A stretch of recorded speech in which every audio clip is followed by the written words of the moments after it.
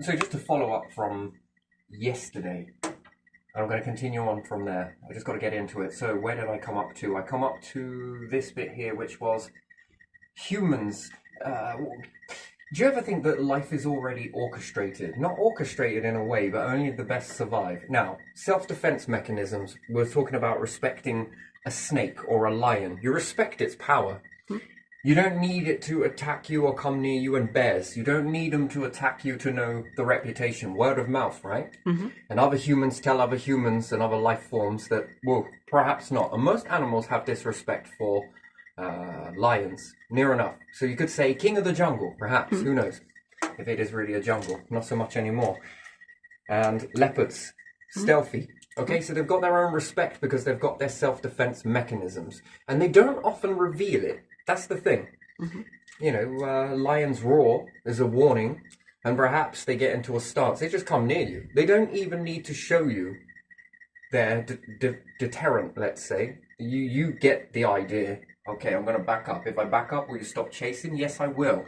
Go away. And life forms often take this. So whether ET or not, you believe it, you don't. I just find that's indoctrinated that we don't believe it, and I think it leaves us wide open, right? So number one with life forms, if I were to look on another planet or out around another star system, number one I'm going to be noticing is their numbers. And sure, they might be very, very deceitful, especially if they've done cloning. Now we look at plants, cloning. We look at bacteria, cloning. This is all cloning, so perhaps it's done the same on theirs, which I'm going to imagine that it has. So therefore they would know this. And if they didn't go to money, the money is the variable. What if they never ever built money and built empires for people to stay in slavery or bondage or anything else? If they didn't do that and they put all of their resources, just like we put resources into making these bloody companies and stuff, and some good, yes, don't get me wrong, and some bad, but let's say they put their resources into creating cloning, and that became their holy grail, like we see money, right? We do, don't we? Doesn't the whole population look at it as, oh, more, just can never get enough of this. Oh, keep counting these reddies, my fingers, look at them. They're getting red. This is what we do. And then we also like this other thing called money is bollocks. It's about control, really. Control. And again, any other life forms might look at that and say, we're very far removed from control. It's an illusion. No, are we really in control of our life? No. Are you in control of other people? Not really. To a degree you are. Are you in control of your destiny? Absolutely not. And that's from the top to the bottom to the middle to anywhere else. No. There are so many variables that say we're out of control. One, nature. Two, also the weather, volcanoes. Ice ages, hot ages, stars dying, the planet dying, oxygen gases. We're very much not in control of nothing. We pretend to be in control when we're far-fetched, removed from reality, if it's anything but. And these are just the small things. Black holes. When the universe decides to rock and roll and it formulates into nature, can you prevent it? No, we often deal with the aftermath. That's what we do. Bacteria, viruses, the growth of all of these things, and most of them we don't even know they're there because no one looks. We only ever look when we have a situation that arises, when we get infected. Doesn't mean that these things, that's a 0.1% of what is happening to us when we get sick. Illness, disease. We've got a lot of these things that are so far-fetched out of our control. Organ failure, pollution, and different things like that. Methane lakes. And we're not in control. So I would look at life forms that would they categorize it the same way humanity did? And I think the answer is no. No, they probably wouldn't. And it then depends on how much more they want to get in control. And not in control of other humans, in control of their species expanding. There's a big difference. As opposed to being I among many, it becomes us against the universe. Us against our fate. Anyway, so let's say that rather than diminishing life forms, they expand life forms. And how do you expand life forms? Well, it then is all about their health. So could you imagine if they were then engineered cloning, figured out cloning, and this is very possible, and if their intelligence fell that way, could they change the size So we have, as what we dub as a midget, what, around 3 to 4 foot? Yeah.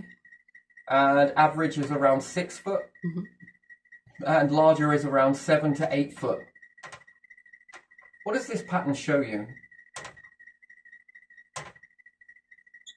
If you're in control of cloning, what happens if you make your species very small?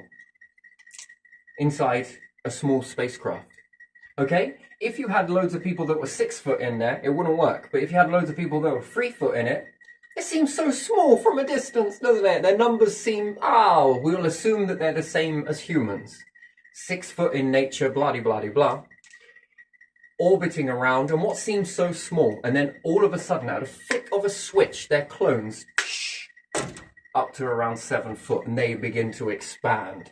And maybe they have protocols ready for this. Perhaps what their abundance looks like is enough for them to expand at will. Then it's how quick can they manufacture? That's another thing. And depending on how many clones they've got, and do they have AI? Do they have robots?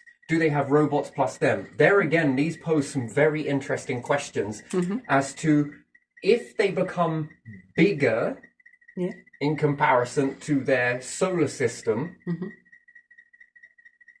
Now we'll look at 9 billion on a planet versus 160 billion. Yeah. That's very interesting. Who's going to win that? And then imagine if 160 billion, they have capacity to swell to 3 times this amount with a press of a button. Safety in numbers, right? We often chime around about safety in numbers crap. What a load of crap. Safety in numbers means nothing when you are connected to a planet. What are those safety in numbers? That's limitation. And automatically, even if you could do it as humans, your resources are wretchedly small. And then we've made weapons that can only defeat humans. What are you going to do? Shoot weapons at life forms that you know nothing about. Machiavelli, right? Hide, fool your enemies. Don't let them know you exist. There's a difference. Up the ante on all of this. And then it's about what they eat. Now, is it true that humans might happen across star systems to star systems? Perhaps the star here, the sun, Ra, is not developed enough. Therefore, it's at a resource ratio, yes? Why would you pop a young star if it hasn't met iron yet? Yeah. So you'd let it cook for a little bit. Yeah. But you would move the planets closer and perhaps put loads of life forms on there of your own. And then leave and allow these to expand. Why? Because you're going to need to eat. That's one thing that we often always forget, right? Because we seem that it's in a supermarket. Again, we're indoctrinated, and we doctrinate ourselves with these structures that are meant to be there to protect us, but they do anything but. So you go to one star system, move a planet, you've got the capability to, play around with the gases on top of it, switch it, dice it, move it, manipulate it, and get it ready as a bed for food. You go down and put all of your particularly life forms down on it. These are going to expand in numbers anyway because you've made sure of that. This becomes farming in space. It's completely different to farming on land. It's well different, and the way you cook it, eat it, and prepare it is completely different. So you might add in salt water. We add so much salt into cooking, it is unbelievable. Irony is that we've got a hell of a salt nation world, haven't we? Full of salt water. Now that's very interesting. Very, very interesting indeed. And if we look at a hot pot, how much of it is soup and how much is actually food? When you go to take out all the food, and yeah, it looks pretty big, but how much of that is bulked down with water, gravy, and salt? Gravy is salt water, however way you want to look at it. So we understand that we get a better soup. The more you have, the more it marinates into this. It's terrible, but still, we got to think about it. And then you'll hop off to another star system in proximity. This is going to take time, sure, but it doesn't mean that you may leave this life and it will extinguish itself anyway. You may even indoctrinate it. I don't think you would ever mean to leave intelligent life behind, but there's one thing that you can't be sure of: variable. Could any of those life forms become intelligent? out of default. Yeah. Now, that's an interesting phenomenon. But again, you wouldn't know it, so you'd rely on something else to show you the way of this. So then you go to another star system. Perhaps this star is more closer to the end of its life, but perhaps not enough. So again, you would move a planet, and then you would make the gases, because you would understand the gases in the area. You'd know how to move gases from one to another. Little bit of this one, little bit of that one, little bit of this one. And certain objects you would move closer, perhaps for fuel source, perhaps for your own species, leaving very little fingerprints behind. Maneuver all of this and you'd go invisible, and off you would go to another one and another one until you found the star system. But what you've done is you've planted food along the way. What's the best food? Living food. Food that lives. You don't take care of it if you've already put all of the stuff in. See, farming is different. It's not about going and putting in seeds at the right time. No. Throw all of that down. You throw it all down. Yeah. Scatter it about. Oh, it's growing. Okay, let's go. It does what it does best. It expands. Calculate amount of time, X, Y, Z, this, that, and the other, and it begins to expand. And sure, some of it will cut it down and move it out, but again, we'll always get an expansion on species and numbers. 9 billion doesn't seem like a lot. Now 9 billion worth of food. That's a hell of a lot. And each one you go to, you do the same thing, knowing that you'll reach around this one, eat up some of your stuff that you have. By that time, you won't come back to this one. You'll come back to this one. Bulk up whilst you're around here, do something with the star, collect the remnants that you need, and then you've got more than enough to travel back to here. While you're there, your farm has already been growing. Your food has already been developing. And wouldn't that be strange? Some of it got intelligent. Just not that intelligent, but intelligent nonetheless. Or perhaps they cloned themselves and made a dumbed down version of themselves. That would be another interesting thing as well, wouldn't it? Dial it back a little bit, a few clones, maybe we'll eat that. Cannibal. This is a question you'd have to ask. What would you do with your leftover clones if you could clone over and you had awareness of your clone and all of the data that it collects, it passes over to you? And there again, if you did put these dialed down clones on a planet and they're seeing everything and you know a way of tapping into that because it is you, then what are you automatically sending back? And this is an understanding atoms. Atoms rotating. Well, what happens if you splice off a splice? You're seeing, but you're unaware that you're seeing, and we could be seeing for some other life form that is more intelligent, and we're the eyes and the ears. Our job was to maneuver this and get the numbers up, while it can still keep an eye on you through a channel. Now that would be an interesting thing, and it sounds very, very science fiction. But hey, we're already far away from reality, far-fetched and far removed from it, just by living this existence that we're living, and we believe it's power. It isn't. We've made weapons that we only know how to destroy ourselves. We don't look elsewhere, therefore we're blind. And if it ever happens, and would you do this yourself? You would. You absolutely would. By that time, you start getting to the near end of the star system, or it's at the right time when the resources are the most purest. There's no point. People often do this with farming, and in scripture and in religion, it's always to do with farming. You never ever take a step out of that ratio, that paradigm. You never take a step away from it. What about planting a star? Right? No point fucking pulling that up every time to check to see if the seed is growing, is it? Every time you keep pulling up the crop, oh, it's starting to grow, but put that back down. Then it shoots.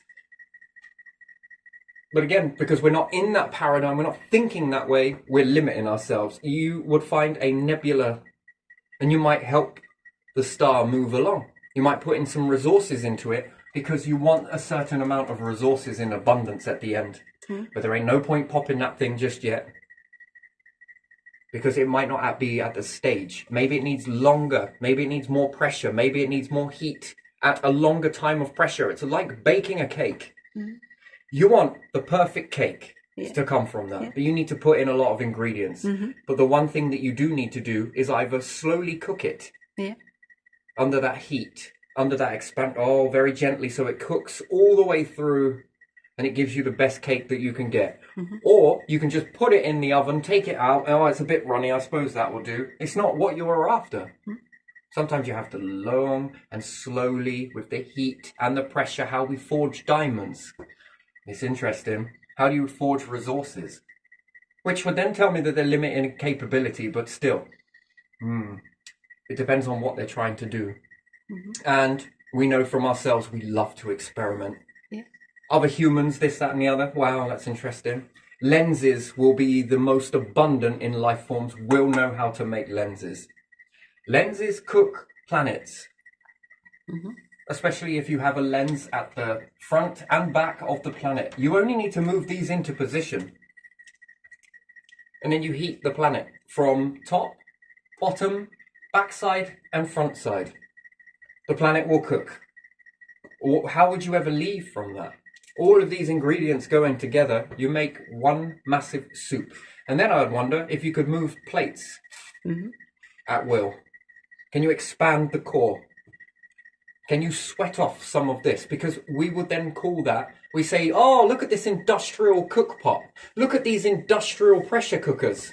We're already doing this, aren't we? Yeah. Using industrial sized pressure cookers. Yes, we are. You go to space and the planet will become an industrial. What are you going to do? Go all the way down, collect it all up? No. No, you wouldn't do that.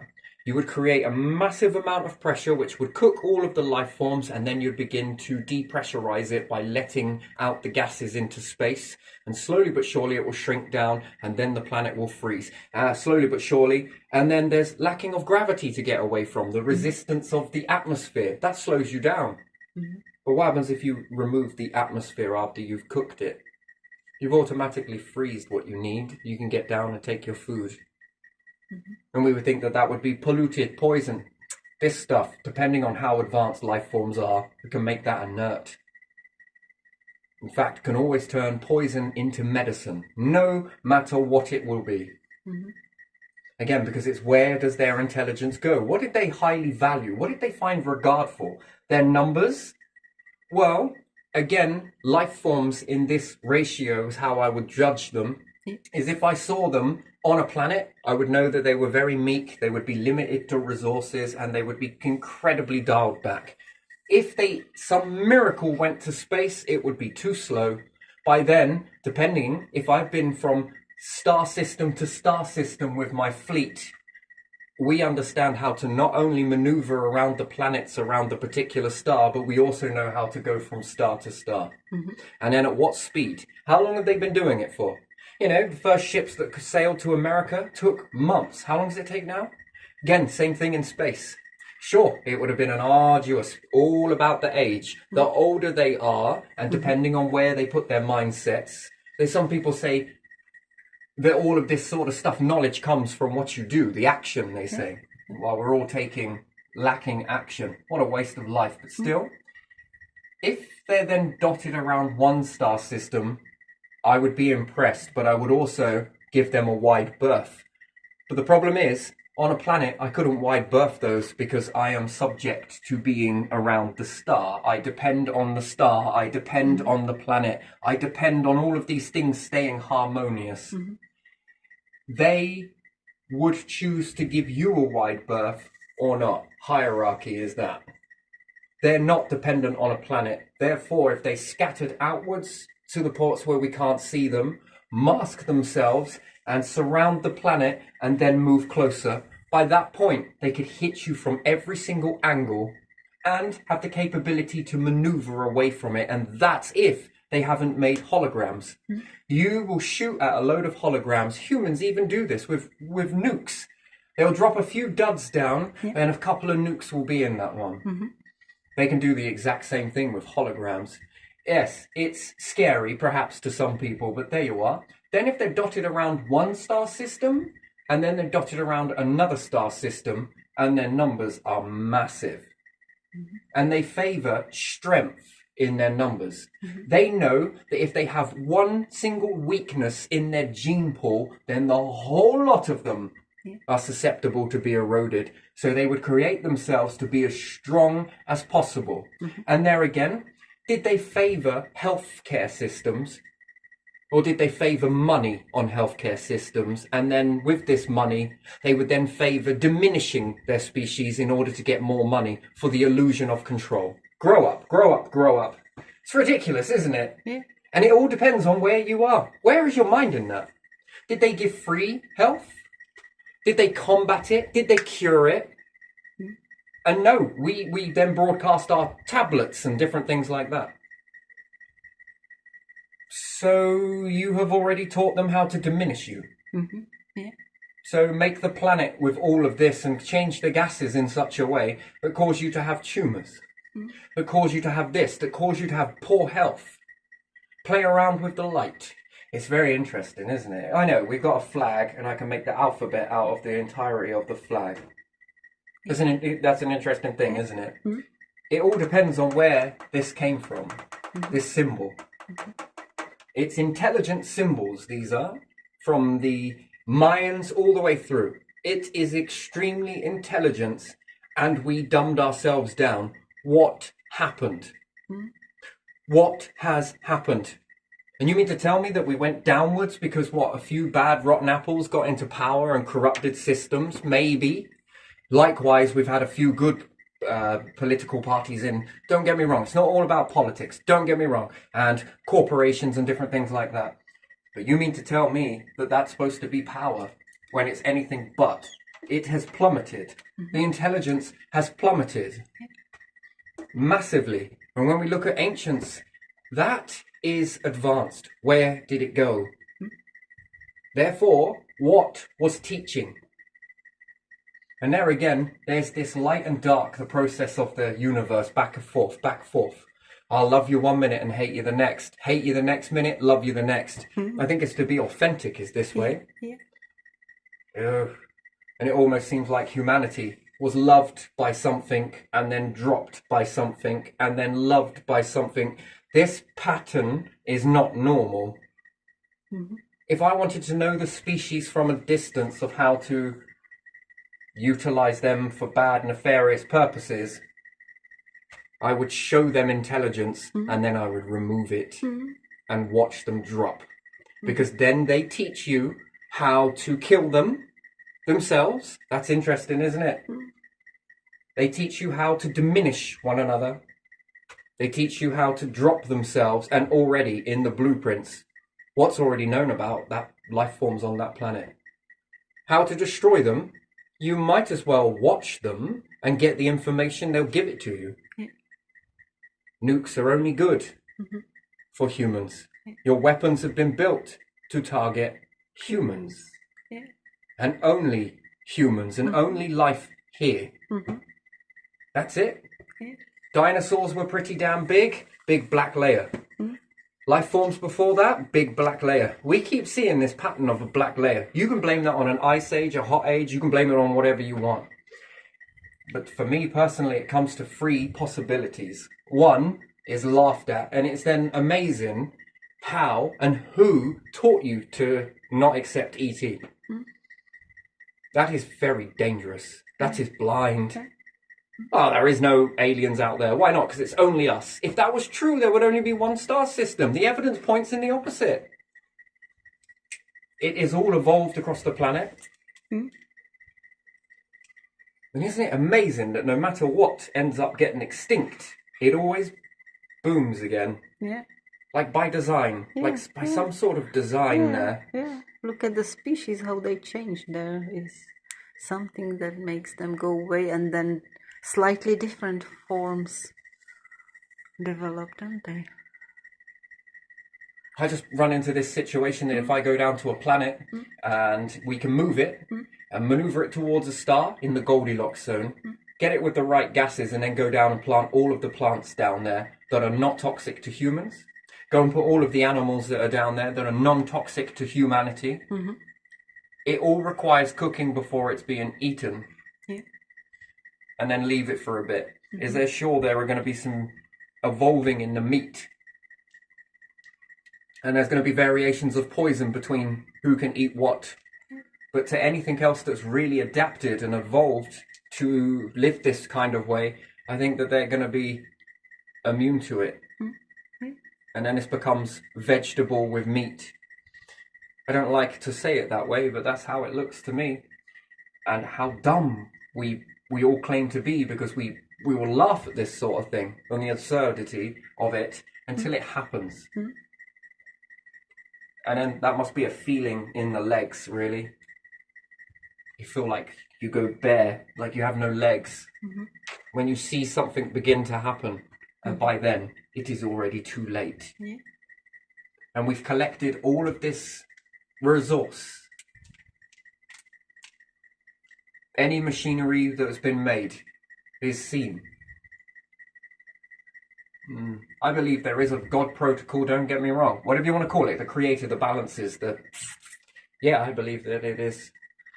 But I also am very understanding that others will manipulate it. And therefore, if it happens on your own planet, can ET do this too? Can you do this? And the answer will be yes. The bit that concerns me with all of this is the ancients, no matter where you go, seem to be given these sacrifices to some deities. That is concerning information. You don't have to be intelligent to be able to look at that and think, there might be some truth in this, but it's so laughed away, and then what are we? No one's on guard. No one's looking. We parade all of this stuff around. Who's watching that? I always say that. Just be careful that there isn't anything else watching you watch. Because likewise, you may not know if a God walks among you. That's also true. But you would never know it if ET did either. And the way you respond to it, because look at this. We even noticed this, okay? I would do it like this. I would watch you all from a distance. Watch how you respond. Then I would come down and I would test you. See whether you're about taking. Treat me as you want to be treated. And if something walks down from ET and maybe it has a conscience, maybe it has a heart, maybe it loves, but it needs to test. It comes down with ideas and people steal them. Then you've just told that fleet that it's okay if we take yours. You have utilized killing tactics. You have just told ET that it is okay to kill you. You like to torture people and make them suffer. Then it's okay for you to be tortured and suffer. Never forget that. And likewise with a God too. You have taught it without ever asking. What do you think? You're going to pray? What do you think you're going to do? Communicate? Oh, sorry, I didn't mean it like that. No, proof's in the pudding, right? The test.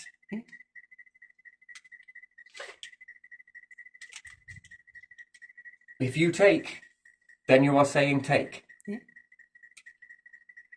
If you kill, if you suffer, make people suffer, then you're saying it's okay for us to be suffered, right? Yes, we'll experience that, because that's what makes humans humanity. Do you get the point? You love superiority over others. You love control, therefore you need to be controlled. Communication. Therefore, you would need to put some stress tests. Watch the way they respond. Code 3. Wouldn't you say so? At the end of the day, anything higher, whichever regard you want to put this in, it don't matter whether you kill it or not. And there could have been a plan before it came, whether that be a god or an alien. Doesn't matter. Jesus, nailed to a cross. If he had to walk a path, and at certain trimesters of his life, he had to deliver some messages to you, but you already killed him before the final messages of protection came through. Whose fault is that? You're going to blame God? No. No. But you will blame God, though. You wouldn't you? Oh, it was God's fault. Why didn't he hurry up and say it then? Because perhaps God is testing. Perhaps E.T. follows the same path.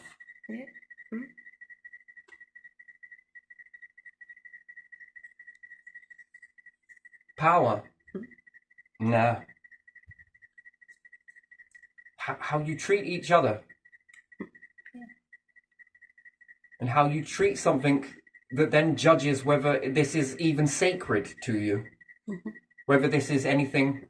Because, in this aspect or this aspect. I can't tell the difference. I can between the two, but the thing is, you can't tell the difference. And what are they following in order to act this way versus what is being told from here? Yeah. That seems to be eerily similar. And then the lines begin to blur. Yeah. Discernment. Discernment. What happens if then in this particular understanding that then if they respond like this is going to be the inevitability. If they do this will be the inevitability. Let's put it another way. You can have a plant, yes? And you can grow it. Yeah. Just before it flowers, you go and whack it with a stick. And then you hit it again each and every single season. But then complain to the plant why you're hungry. Complain to the plant why you're diminished. Complain to the plant as to why it doesn't feed you. It's the plant's fault, right? But there again, what happens if you nurture it? What happens if you show humanity to it? Is it going to feed you if you treat it like you want to be treated? That means you have to look after the plant. That means you have to take care of it. That means you have to remove the parasites from it. And you show it love. What will it give you in terms of crop and yield? It will give you a far better harvest, right? Yeah. This seems to be the principle throughout life. It seems defenseless in its nature, doesn't it? It looks to me like the oldest life form. Just based on what its capabilities are. Massive. Impressive. Therefore, that is old. It doesn't get that much time by being on a planet. It seems far, far older than that. And also what it understands and how it opens out and the messages that it gives. It's interesting, isn't it, really? But you have to nurture it. The more love you put into it, I'm not saying this about a lion. Oh, hello, Gucci, Gucci. Oh, Gucci, Gucci. Ow. It's gonna eat you. It's gonna eat you, okay?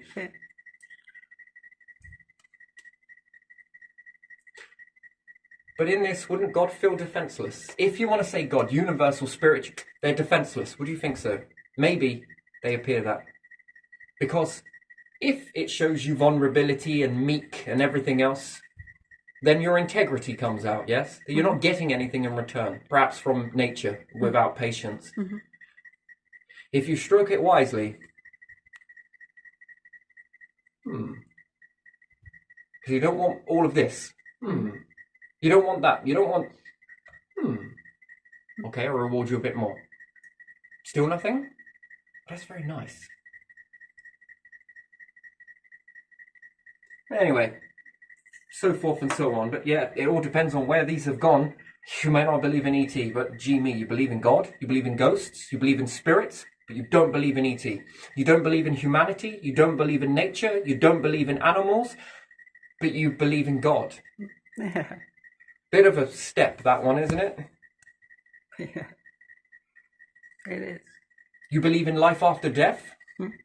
Even if you don't believe and you believe in atheism and everything else. I mean, even still, it's belief nonetheless. And you're here just wasting your time. Wouldn't that be the easiest route ever? That it was all an accident and there is nothing at the end of this road? That means that you'll complacently accept this. Yeah. Well, die with that belief and non-exist like that belief. How to make a vessel, how not to make a vessel. How to uplift life forms and how not to. Because the outcome, it's the outcome test. You might believe that you stopped learning past the age of 40, past the age of 30. You can believe that as much as you want. I don't believe it, because when we look in past, people used to seek wisdom from the wise elders. You can't do that today, especially in my family. Why? Because my grandfather got labelled up with Alzheimer's. It's an interesting thing, isn't it? Yeah. This is becoming abundant. Coincidence? Think not.